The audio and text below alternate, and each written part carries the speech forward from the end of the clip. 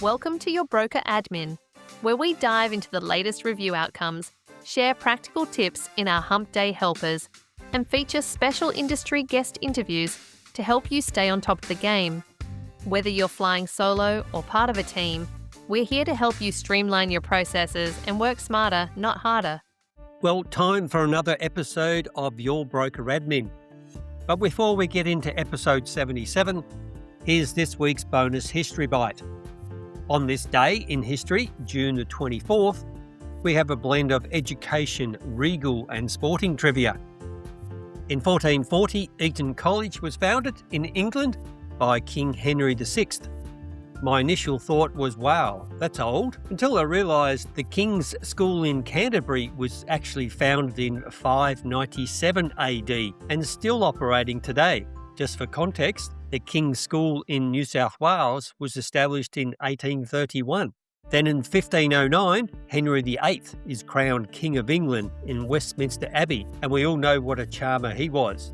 He was also known as the father of the Royal Navy, though, to give him at least one redeeming feature. And finally, in 2010, in the longest match in tennis history, American John Isner defeats Nicolas Mahut of France at Wimbledon after 11 hours, 5 minutes of play over 3 days. The fifth set alone lasted 8 hours and 11 minutes, eclipsing the previous record for a whole match, ending at 70-68. Because of this, Grand Slam tournaments revised their tiebreak rules to avoid another endless set, switching to a 10-point deciding tiebreak. I'm tired just reading that.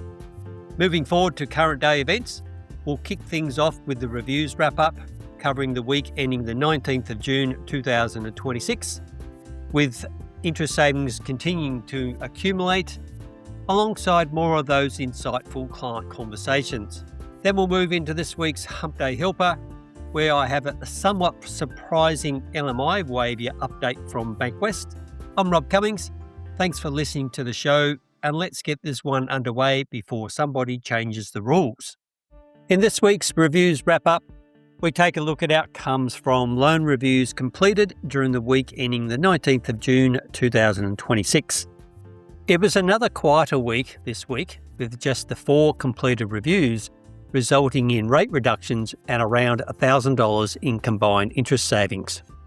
The main interest savings result for the week was for an AFG home loan customer, where we obtained a rate reduction of 0.1% on their investment loan, providing them with a $665 interest saving.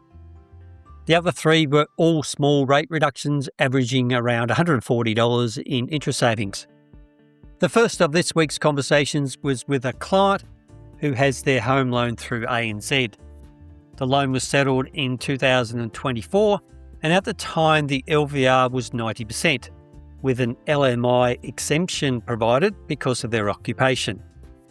A rate review was completed for them last year, with no rate reduction offered. This year, we were able to attain a small reduction of 0.05%, down to a respectable 6.14%. Based on the property report we completed, the property value has dropped marginally compared to last year, but still up on the purchase price, with the LVR now sitting around the 84% mark. We rang and spoke with the client to let them know that we had completed this year's review. The client commented that they really appreciated the rate reduction, but it wasn't long before the conversation moved away from rates altogether and onto their future plans. They went on to ask about borrowing capacity as they are looking to renovate the property. No numbers were provided at this stage.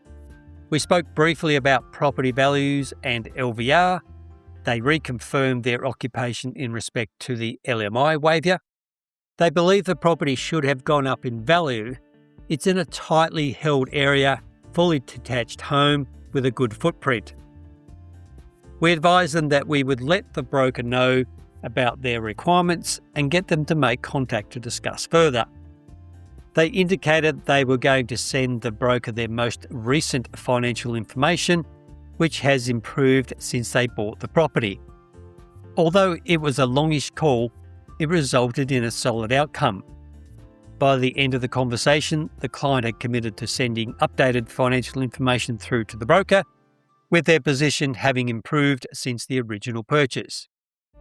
The broker has subsequently been advised, and a follow-up discussion has now been arranged.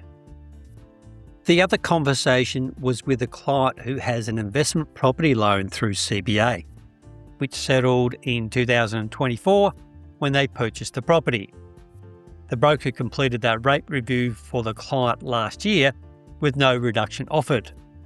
This is a first-time review with this client for us. The rate review with CBA didn't yield any further rate reduction, unfortunately. We rang and spoke with the client to confirm a review had been completed and the no change result. During our discussion, the client indicated they were going to sit back for a while and see what happens with the new CGT legislation yet to be passed. We spoke about property values in general. They are very pleased with the current value of the property, having increased by some $130,000 over the past 2 years since they bought it. Interestingly, the client had already completed their own review with CBA a few months earlier and secured a 0.14% reduction themselves, which probably explains why there wasn't much left for CBA to give this time around. They thanked us for completing the review and the call. As stated earlier, it was another quiet week on the surface, but it's a good example of how quickly a conversation about a 0.05% rate reduction can become a discussion about future plans. What these conversations continue to reinforce is that brokers tend to focus on rates, whilst clients are more focused on life. In this case, the rate review simply opened the door to a renovation conversation, and that's usually where the real value sits. In this week's Humpday Helper number 180, I share a somewhat surprising update from Bankwest around expansion of its LMI Waiver policy to include several other professional industries. Along with the traditional legal, accounting and medical professions, Bankwest now offers LMI waivers for the following additional categories: government professionals, technology sector professionals, and banking professionals. For government professionals, eligibility is limited to direct full-time and part-time employees of nominated federal government departments. Contractors and state government employees are not covered. The eligible department list is reasonably extensive and includes employment classifications such as APS 6, EL1, EL2 and SES. For technology sector professionals, eligibility applies to direct full-time and part-time employees of a range of nominated technology companies with a minimum 6 months continuous employment history. Contractors aren't eligible under the policy. I've included the full list of approved employers in the show notes. The banking professionals category follows a similar structure, applying to direct employees of a range of approved financial institutions rather than contractors. Again, I've included the full list in the show notes.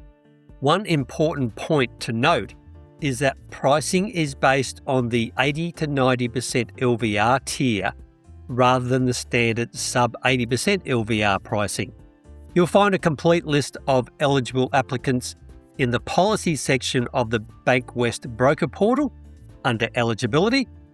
I've included the link in the show notes. It's certainly an interesting move by Bankwest, and I'll be curious to see if any of the other lenders follow this path at some later stage. Thanks for listening to your broker admin. If you've got feedback, questions, or a topic you'd like covered on the show, you can now send it through via our Contact the Show page. The link is in the episode notes. If the link's not clickable in your player, just copy it from the show notes or head to the episode description on your phone. A rating on Apple Podcasts, a review on Podchaser, or a follow on Spotify all help the show reach the people it's built for. This has been your broker admin for those who like their process neat.